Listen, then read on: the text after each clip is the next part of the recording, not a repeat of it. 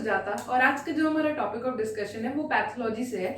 Mainly हम लोग देखेंगे जनरल पैथोलॉजी से, क्योंकि काफी ऐसे मैसेजेस आए थे कि हम लोग अगर स्टार्ट से शुरू करें तो हम लोग पैथोलॉजी ऑलमोस्ट स्टार्टिंग से शुरू करें। तो उसमें हमारा जो आज का टॉपिक है वो है सेल इंजरी, जिसके ऊपर भी काफी क्वेश्चंस आते हैं। मैकेनिज्म क्या होता है इसका, डिफरेंट टाइप्स क्या होते हैं, उनके बीच का डिफरेंसेस क्या होता है, उनमें मेन मॉर्फोलॉजिकल चेंजेस क्या होते हैं, मेन मॉर्फोलॉजिकल फीचर्स क्या है, उसके ऊपर एमसीक्यूज भी आते हैं और यूनिवर्सिटी क्वेश्चंस भी आते हैं। इसलिए आज हम लोग जो हमारा टॉपिक देखेंगे वो है सेल इंजरी। बट स्टार्ट करने के पहले अगर आप मेरे चैनल पे नए हो या फिर आपने अभी तक सब्सक्राइब ना किया हो तो please make sure you subscribe to my channel because वो फ्री है। एंड मेरे काफी और प्लेलिस्ट है फर्स्ट सेकेंड एमबीबीएस की, जो कि आप चेकआउट कर सकते हैं। और अगर कोई भी ऐसा टॉपिक हो फर्स्ट सेकेंड और थर्ड एमबीबीएस का जिसके ऊपर आप एक वीडियो चाहते हो तो आप वो नीचे कमेंट सेक्शन में लिख सकते हो और मैं जल्दी कोशिश करूंगी कि उस पर बना सकूं। Now let's begin. तो स्टार्ट करने के लिए जो हमारा सेल इंजरी है उसका ब्रीफ इंट्रोडक्शन, अगर कभी भी कोई क्वेश्चन है सेल इंजरी पे तो सबसे पहले हम लोग को हर क्वेश्चन का एक ब्रीफ इंट्रोडक्शन लिखना पड़ता है, उसका डेफिनेशन लिखना पड़ता है, उसके आगे फिर हम लोग आगे बढ़ते हैं। तो सेल इंजरी मतलब क्या कि सर्टेन इंजूरियस एजेंट्स होते हैं जो कि हम लोग देखेंगे यहाँ पे 1 2 3 4 5 6 10 तक हैं, जो कि आके सेल पे अटैक करते हैं और उनमें सर्टेन चेंजेस आता है सेल में, जो कि सेल के फेवरिंग में नहीं होता है, उनके ग्रोथ को फेवर नहीं करता बल्कि उनके डेथ प्रोसेस को ज्यादा फेवर करता है। उसके वजह से जो सेल्स है वो इंजर हो जाते हैं, तो उसको that is basically cell injury. ऐसे उसका कोई लाइन टू लाइन डेफिनेशन नहीं है जो कि आपको बोलना हो, जस्ट इंट्रोडक्शन अगर आपको देना हो तो it is the process caused by the injurious agents. ठीक है, it is the harm caused to the cell by certain injurious agents like this and this. ठीक है, तो उसका जब हम लोग इटियोलॉजी देखते हैं तो बहुत सारे चीजें हो सकते हैं, बट हम लोग ने यहाँ पे कुछ 10 चीजों को मेंशन किया, कुछ 10 कैटेगरीज को मेंशन किया जो कि सेल इंजरी कॉज करते हैं। तो उसमें से हमारा सबसे पहला हाइपोक्सिया एंड इस्चेमिया। ये सबसे जरूरी इसलिए है बिकॉज ये सबसे ज्यादा इंजर करता है सेल को। ठीक है, जो सेल है सबसे ज्यादा इफेक्ट कब होता है, हाइपोक्सिया एंड इस्चेमिया। हाइपोक्सिया यानी कि क्या कि उसके पास रिक्वायर्ड अमाउंट ऑफ ऑक्सीजन नहीं पहुंच रहा, और इस्चेमिया यानी क्या कि काफी देरी तक जब वहां पे ऑक्सीजन नहीं पहुंचा है तब वो सेल स्टार्ट्स टू डीजेनरेट। वहां पे मतलब ऑक्सीजन नहीं आ रहा है इसलिए वो सेल अपनी लिविंग कैपेसिटी उसकी खत्म होने लगती है, उसको हम बोलते हैं इस्चेमिया। तो hypoxia and ischemia basically the lack of oxygen, उसकी वजह से जो सेल का सर्वाइवल यानी कि सेल को जो ऑक्सीजन उसके सर्वाइवल के लिए चाहिए वो नहीं मिला तो सेल का सर्वाइवल कम होने लगता है, उसको इंजरी, उसको एक फॉर्म ऑफ इंजरी बोलते हैं, उसको हाइपोक्सिक इंजरी बोल सकते हैं। फिर आता है हमारा फिजिकल एजेंट्स, जैसे कि कुछ भी heat, UV radiations, extreme cold temperature, X-rays, ये सब हमारे आ जाते हैं फिजिकल एजेंट्स में। फिर आता है हमारा केमिकल एजेंट्स एंड ड्रग्स। तो बहुत सारे ड्रग्स हैं जिनका सर्टेन एडवर्स इफेक्ट्स होता है हमारे बॉडी पे, वो सर्टेन सेल्स को इंजर करते हैं, कुछ को सही करते हैं बट कुछ को खराब भी करते हैं। और भी केमिकल एजेंट्स में क्या आ सकते हैं, हमारा इंसेक्टिसाइड्स है, पेस्टिसाइड्स है, ऑर्गेनोफॉस्फोरस कंपाउंड्स है, बहुत सारी चीजें हैं जो कि आ सकती हैं इसमें। फिर माइक्रोबायल एजेंट्स जो कि सबसे इंपॉर्टेंट आ जाता है हाइपोक्सिक वाले के बाद, यानी कि वही वायरस, बैक्टीरिया, प्रोटोजोआ, वो सब जो कि हमारे बॉडी पैरासाइट्स को, और पैरासाइट जो कि हमारे बॉडी को हार्म कॉज करते हैं, जिसमें से अभी जो सबसे बड़ा एग्जांपल चल रहा है वो क्या है, हमारा कोरोना वायरस यानी कि कोविड-19 डिजीज। फिर उसके बाद है हमारा इम्यूनोलॉजिक एजेंट्स, जैसे कि क्या आप इसमें आप बोल सकते हैं हाइपर सेंसिटिविटी या फिर एनाफाइलैक्टिक रिएक्शंस। ये सब में क्या होता है, जो इम्यून सिस्टम है या फिर हमारा कोई भी ऑटो इम्यून डिजीज जिसमें कि इम्यून सिस्टम हाइपर एक्टिव हो जाता है और खुद के सेल को बर्बाद करने लगता है, उनको हम लोग इम्यूनोलॉजिक एजेंट्स बोलते हैं। फिर न्यूट्रिशनल डिरेंजमेंट्स, यानी कि क्या, either nutrition is under the required criteria और it is over the required criteria. Under the required criteria में सबसे कॉमन जो हम लोग को पता है वो है प्रोटीन एनर्जी मैल न्यूट्रिशन, जैसे कि वॉशरकॉर, मैरिस्मस, ये सब हम लोगों को पता है। आयरन की कमी की वजह से आयरन डेफिशिएंसी, एनीमिया, ये सब। ओवरलोड में भी काफी स्टोरेज डिसऑर्डर्स होने लगते हैं, तो वो लोग न्यूट्रिशन ओवरलोड में होते हैं। फिर है एजिंग। अब तो ये नेचुरल प्रोसेस है कि एक सेल जैसे कि आरबीसी अगर ले ले तो 120 डेज रहेगा, उसके बाद उसको डेथ, उसका मतलब उसका लाइफ स्पैन खत्म होता है, तो उसमें इंजरी आती है, फिर वो धीरे धीरे उसका डेथ होता है, ऐसा करके। तो ageing is a physiologic process, it is not a pathological process. फिर psychogenic diseases, iatrogenic factors and idiopathic diseases, ये सब हमारे they are the causes of cell injury. अभी अगर हम लोग पैथोजेनेसिस देखें सेल इंजरी का, तो cell injury is what basically it is a damage to the cell. ठीक है, तो पैथोजेनेसिस में क्या हो सकता है, it depends upon certain factors. उसके बेसिस पे हम लोग जो हमारे सेल इंजरी 2-3 टाइप्स में क्लासिफाई करते हैं। But on what factors does it depend, वो क्या है, it depends on the type, duration and severity of the injurious agent. तो अगर कोई injurious agent is a little milder than the other one, also वो थोड़े कम देरी के लिए अफेक्ट कर रहा है, तो वो कौन सा सेल इंजरी कॉज करता है, रिवर्सिबल। यानी कि अगर वो सेल इंजर हुआ है और अगर आप वो पॉजिटिव एजेंट हटाए तो that cell can bound back to its normal function. But अगर वहीं वो इंजूरियस एजेंट ज़्यादा सीवियर है और वो ज़्यादा देरी तक रह रहा है, मतलब अफेक्ट कर रहा है, तो वो इरिवर्सिबल सेल इंजरी कॉज करता है। यानी कि उस इंजूरियस एजेंट को हटाने के बाद भी the cell doesn't gain its normal function, तो उसको इरिवर्सिबल सेल इंजरी बोलेंगे। फिर हमारा type, status and adaptability of target cells. अब अगर कोई सेल के ऊपर कोई इंजूरियस एजेंट अटैक कर रहा है तो दो चीज़ों पे तो डिपेंड करेगा ही ना पैथोजेनेसिस। पहला तो इंजूरियस एजेंट और दूसरा जो हमारा बेचारा जो सेल है जो अफेक्ट हो रहा है। अब किसी भी आप बॉडी अगर कंसिडर करें, उसकी इम्यूनिटी अच्छी है, उसकी फाइटिंग कैपेसिटी अच्छी है, तो ऑब्वियसली इट विल फाइट और फिर वो रिकवर हो जाता है। फिर है हमारा अंडरलाइन इंट्रासेलुलर फेनोमेनन, जो कि अभी हम लोग आगे जब प्रॉपर्ली पैथोजेनेसिस डिस्कस करेंगे तो उसमें देखेंगे। फिर है हमारा मॉर्फोलॉजिकल कॉन्सिक्वेंसेस, तो ये सर्टेन फैक्टर्स, तो इनके ऊपर डिपेंडिंगली हमने मेन जो types of cellular injury classification किया है वो है हमारा रिवर्सिबल एंड इरिवर्सिबल। ठीक है, रिवर्सिबल एंड इरिवर्सिबल। तो बेसिकली दोनों में डिफरेंस यही है कि जो पहला वाला है यानी कि रिवर्सिबल, वो on removal of the agent that returns back to its normal function, and irreversible वाला doesn't return back to its normal function and structure. तो इन दोनों के ऊपर बहुत सारे शॉर्ट नोट्स आते हैं, जैसे कि इंडिविजुअल इनका पैथोजेनेसिस पे आ सकता है, या फिर इन दोनों के बीच के मॉर्फोलॉजिक फीचर्स का डिफरेंसेस के ऊपर क्वेश्चन आ सकते हैं, इन दोनों के बीच के पैथोजेनेसिस के बीच के डिफरेंसेस के ऊपर क्वेश्चन आते हैं। इसलिए हम लोग इन दोनों को सेपरेट आज इस अपने वीडियो में कवर करेंगे। तो अभी जो हम लोग देखेंगे वो जनरल पैथोजेनेसिस है सेल इंजरी का, जो कि आप अगर याद ना आ रहा हो कि रिवर्सिबल वाले का क्या अलग है, इरिवर्सिबल वाले का क्या अलग है, तो एक कॉमन चीज़ है जो कि आप सब में लिख सकते हैं, वो ये बेसिक 4 चीज़ें ये सारे सेल इंजरी में होती है। तो this is basically cheat code. जबकि आपको अलग अलग याद ना आ रहा हो तो आप दोनों में ये लिख दें तो आपको सर्टेन मार्क्स तो मिलेंगे ही, बिकॉज ये चीज़ें this are not denial things. इसको कोई ऐसा नहीं बोल सकता कि ये नहीं होते इसमें, ये नहीं होते उसमें।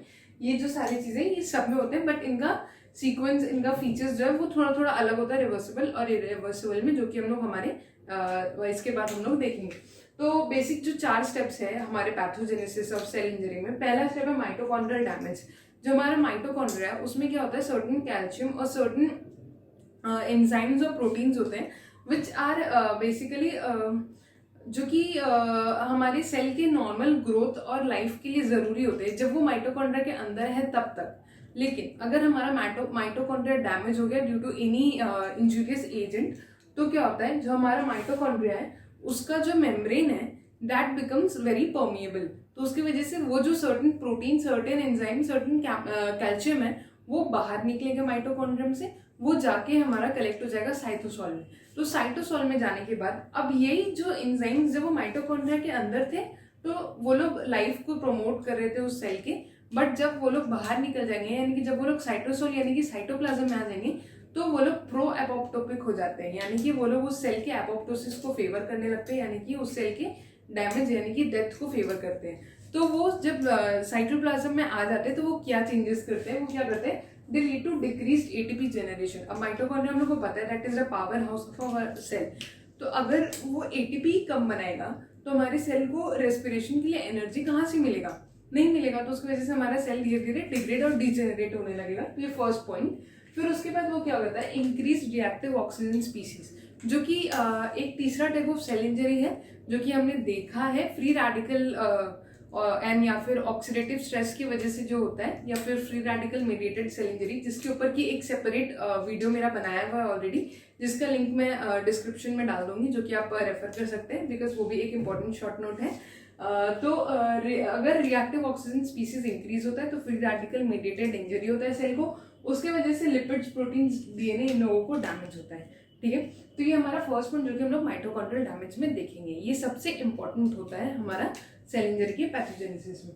दूसरा होता है एंट्री ऑफ कैल्शियम। एक तो मैंने बोला माइटोकॉन्ड्रिया से एंट्री होता है, और दूसरा क्या, जो बाहर जितने भी हमारे सेल के बाहर जो कैल्शियम थे वो धीरे धीरे अंदर आने लगते हैं कुछ कुछ, क्योंकि परमेबिलिटी जो है मेम्ब्रेन डैमेज होता है, प्लाज्मा मेम्ब्रेन का परमेबिलिटी इंक्रीज हो जाता है इसलिए।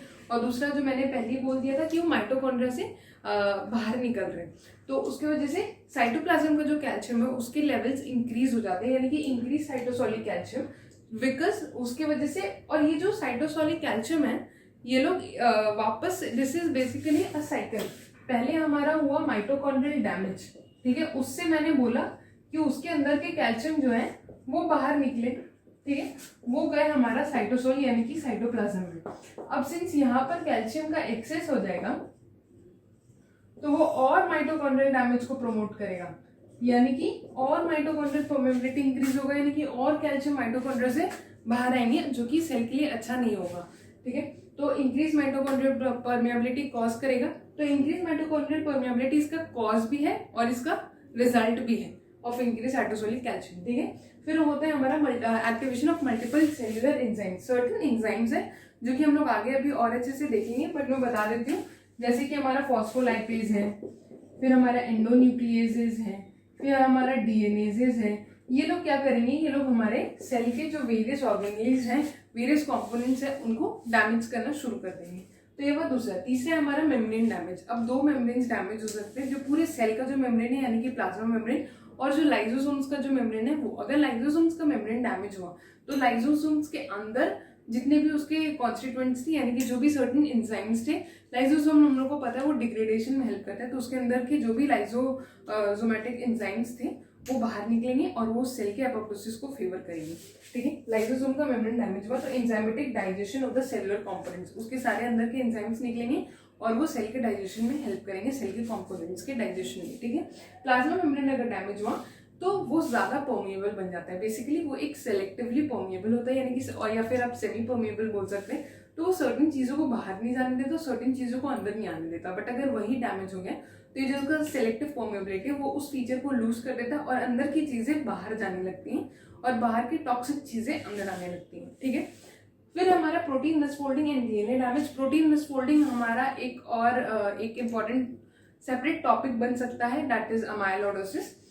तो प्रोटीन मिसफोल्डिंग, प्रोटीन्स कहाँ पे जनरेट होते हैं, जो एंडोप्लाज्मिक रेटिकुलम के ऊपर जो राइबोसोम्स होते हैं, they are basically responsible for protein synthesis. उनमें अगर कोई डैमेज हो जाए तो प्रोटीन मिसफोल्डिंग होने लगता है एंड डीएनए डैमेज होता है। तो उसकी वजह से क्या होता है, इन दोनों को मिला के activation of pro apoptotic changes, ये चारों को मिला के जो है एपोप्टोसिस फेवर होगा।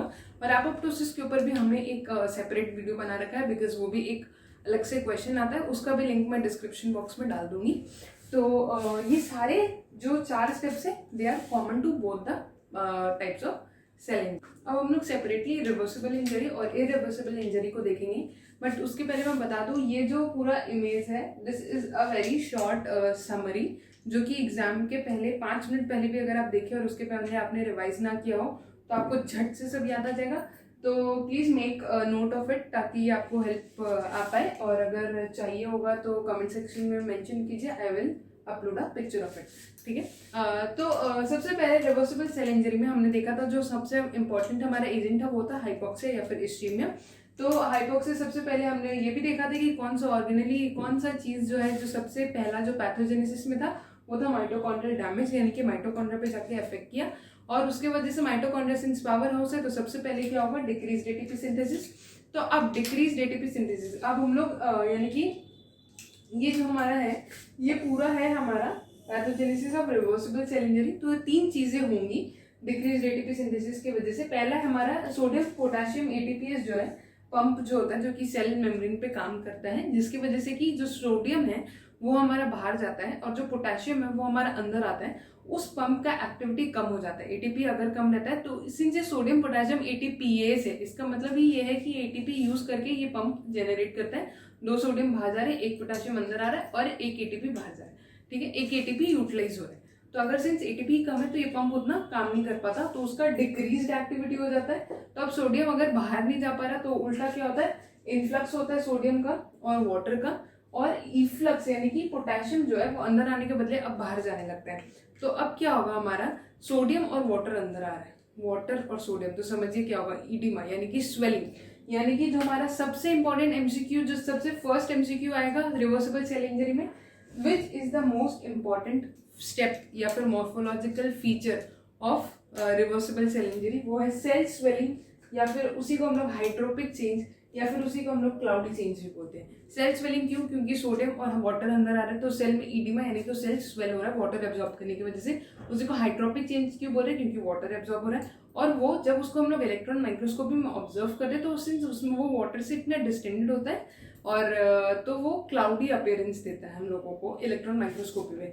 तो इस हिसाब से हम लोग उसको ये 3 नाम देते हैं, और ये एक बहुत इंपॉर्टेंट एमसीक्यू है। ये इस रिवर्सिबल सेल इंजरी का सबसे इंपॉर्टेंट मॉर्फोलॉजिकल फीचर है, ठीक है। अब ये सेल स्वेलिंग क्यों होता है? क्योंकि जो ऑर्गेनेल्स है वो स्वेल कर रहे हैं, जैसे कि एंडोप्लाज्मिक रेटिकुलम, माइटोकॉन्ड्रिया, इन लोगों का स्वेलिंग हो रहा है, उसकी वजह से बेचारा सेल स्वेल हो जा रहा है और वाटर एब्जॉर्प्शन हुआ है क्योंकि, और उसकी वजह से फॉर्मेशन ऑफ माइलिन फिगर्स होते हैं। अब माइलिन फिगर्स क्या होते हैं? जो हमारा प्लाज्मा मेम्ब्रेन में जो बाइफॉस्फोलिपिड लेयर होता है ना, जो कि हमने पढ़ा था, और फिर एक सिंगल लेयर ऑफ प्रोटीन्स होता है, इंटीग्रल और वो सब प्रोटीन्स जो अलग अलग फॉर्म में अरेंज रहते हैं।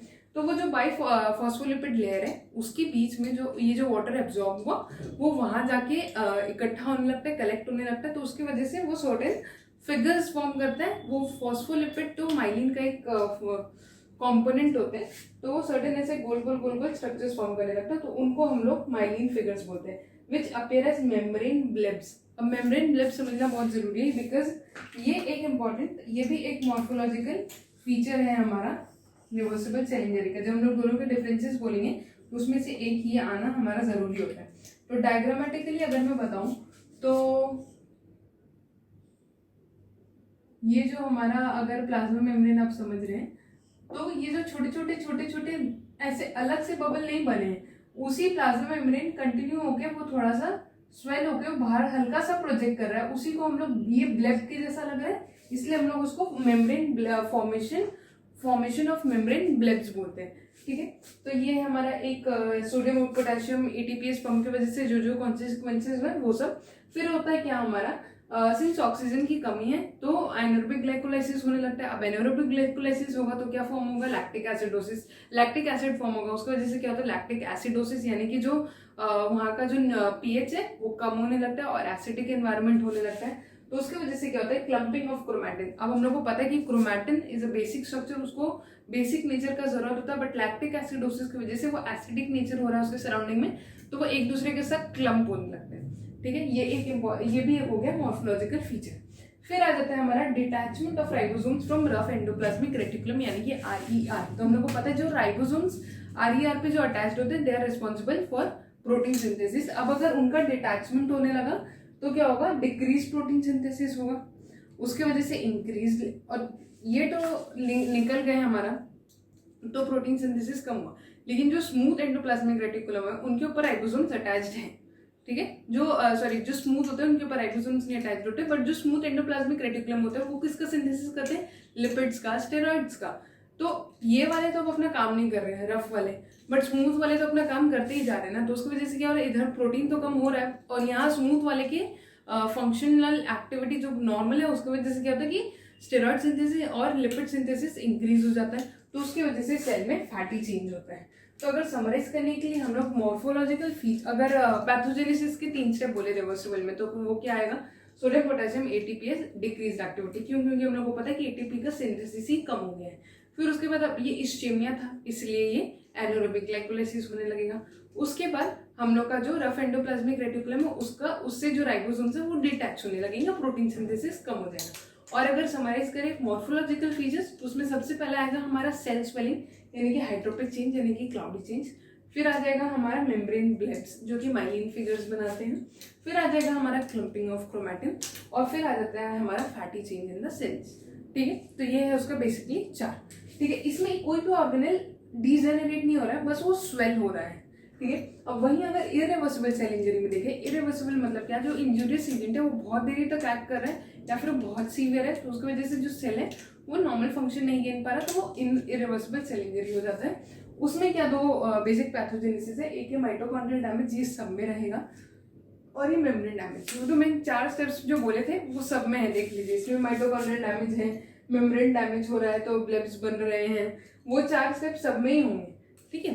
और डीएनए डैमेज सब में हो रहा है क्योंकि प्रोटीन यहाँ कम हो रहे हैं तो वो भी डीएनए डैमेज का एक पार्ट होगा। यहाँ पे भी मेम्ब्रेन डैमेज हम लोग देख रहे हैं। तो माइटोकॉन्ड्रियल डैमेज है, हम लोग सबसे पहले देखते हैं।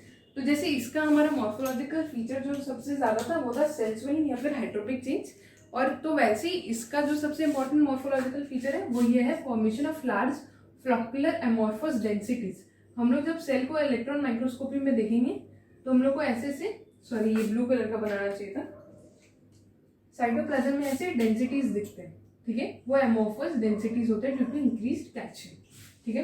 फिर उसके बाद हमारा कुछ न्यूक्लियर चेंजेस होते हैं, तो उसमें से ये जो 3 न्यूक्लियर चेंजेस होंगे वो तीनों स्टेप बाय स्टेप प्रोसीड करते हैं। पहला होता है पिक्नोसिस यानी कि क्लम्पिंग ऑफ क्रोमैटिन मटेरियल, जो कि हमने जैसे यहाँ पे देखा था। फिर उसके बाद होता है कैरियोरेक्सिस यानी कि fragmentation of the chromatin material. फिर हम लोग देखते हैं कैरियोलाइसिस यानी कि dissolution of the nuclear membrane, nuclear components and everything, ठीक है। लाइसिस यानी कि डिसोल्यूशन। ये तीनों स्टेप बाय स्टेप जाते हैं। पहले क्रोमैटिन एक साथ आता है, फिर वो धीरे धीरे टूटता है, मतलब फ्रैगमेंट होता है, और फिर वो पूरा ही एकदम बिखर के एकदम छोटा छोटा हो जाता है, ठीक है। अब और फिर हम लोग जो अब अगर मेम्ब्रेन डैमेज देखते हैं तो मेम्ब्रेन क्या है, अपना सिलेक्टिव परमेबिलिटी, मैंने बोला था सिलेक्टिवली परमेबल होता है, बट वो क्या करता है इस कंडीशन में उसको लूज कर देता है क्योंकि जो मेम्ब्रेन है हमारा वो डैमेज हो रहा है। तो अगर हम लोग उसको इलेक्ट्रॉन माइक्रोस्कोपी में ऑब्जर्व करते हैं तो देखिए नॉर्मल प्लाज्मा मेम्ब्रेन ऐसा होना चाहिए, but cell injury, irreversible cell injury में वो क्या हो जाता है, ऐसा हो जाता है। यहाँ पे उसका इंक्रीज परमेबिलिटी हो गया, वहाँ का उसका सेल प्लाज्मा मेम्ब्रेन का लॉस हो गया, डीजेनरेशन हो गया। तो उसकी वजह से क्या, इस साइटोसोल का जो कैल्शियम है वो इंक्रीज हो जाएगा, हमने पहले ही बोला था। उसकी वजह से सर्टेन एंजाइम्स है वो इंक्रीज होंगे, because calcium is a important cofactor for a large number of enzymes. तो कौन कौन से enzymes, phospholipase, protease, endonuclease, RNase. Phospholipase उसके नाम में वो क्या करेगा, फॉस्फो यानी कि फॉस्फोलिपिड्स के ऊपर काम करेगा, उनको डिग्रेड करेगा, उनकी क्वांटिटी को कम करेगा। फॉस्फोलिपिड्स कहाँ होते हैं, प्लाज्मा मेम्ब्रेन। फॉस्फोलिपिड्स कम हो गए तो क्या होगा, मेम्ब्रेन डैमेज, सिंपल। प्रोटीज भी क्या करते हैं, जाके प्रोटीन्स को डैमेज करते हैं। प्रोटीन्स भी कहाँ होते हैं, प्लाज्मा मेम्ब्रेन में होते हैं, तो मेम्ब्रेन डैमेज। एंडोन्यूक्लियस क्या करता है, जाके वो हमारा एंडोन्यूक्लियोसाइट्स यानी कि वो न्यूक्लियर डैमेज कॉज करवाता है, ठीक है। फिर हमारा आरएनएस, वो आरएनए को जाके डिग्रेड करवाते हैं। तो ये दोनों न्यूक्लियर डैमेज, ये दोनों मेम्ब्रेन डैमेज।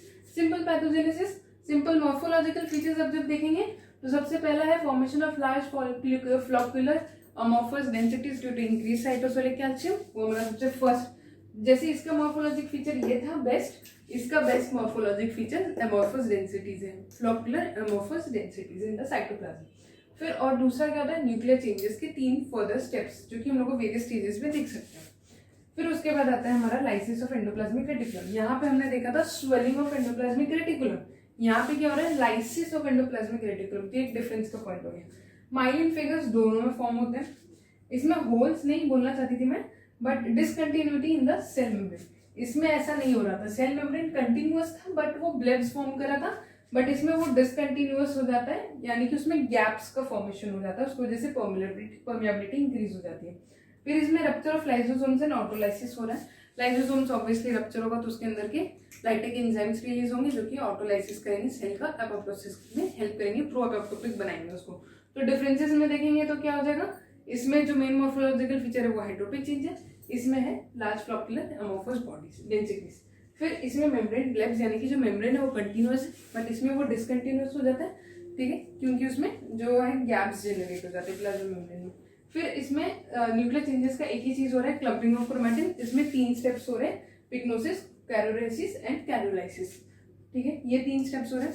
इसमें जो ऑर्गेनेलीज हैं वो स्वेल हो रहे हैं सिर्फ due to absorption of sodium and water, जैसे कि एंडोप्लाज्मिक रेटिकुलम और माइटोकॉन्ड्रिया, और इसमें क्या हो रहा है, उनका लाइसिस ही हो जा रहा है। कौन कौन सा ऑर्गेनेल्स का लाइसिस हो गया, एंडोप्लाज्मिक रेटिकुलम का हो गया, लाइसोसोम्स का हो गया। माइलिन फिगर्स दोनों में फॉर्म हो रहे हैं, ये रिवर्सिबल होता है, ये इरिवर्सिबल होता है, ये तो सबसे फर्स्ट बेसिक डिफरेंस है, जिसके डिफरेंस पे एक 2 मार्क्स का क्वेश्चन भी आता है।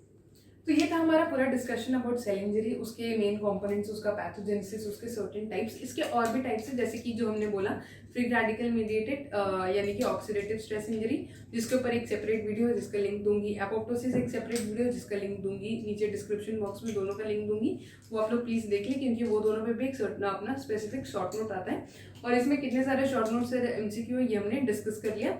तो अगर आपको मेरा डिस्कशन और प्रेजेंटेशन पसंद आया हो तो please make sure you like my video and you subscribe to my channel, because वो लीस्ट चीज़ है जो आप मेरे लिए कर सकते हैं और इतना मैं एक्सपेक्ट करती हूँ. So thank you for subscribing, thank you for watching and कोई भी और फर्दर टॉपिक हो जिस पे कि आप वीडियो चाहते हो तो आप वो नीचे कमेंट बॉक्स में ड्रॉप कर सकते हैं. मैं उस पर ज़रूर वीडियो बनाऊंगी. फर्स्ट सेकंड या थर्ड MBBS के कोई भी टॉपिक हो. और वो मेरे काफ़ी और प्लेलिस्ट है फर्स्ट सेकंड MBBS के जो कि आप चेकआउट कर सकते हैं. See you next week. Till then bye bye and thank you so much.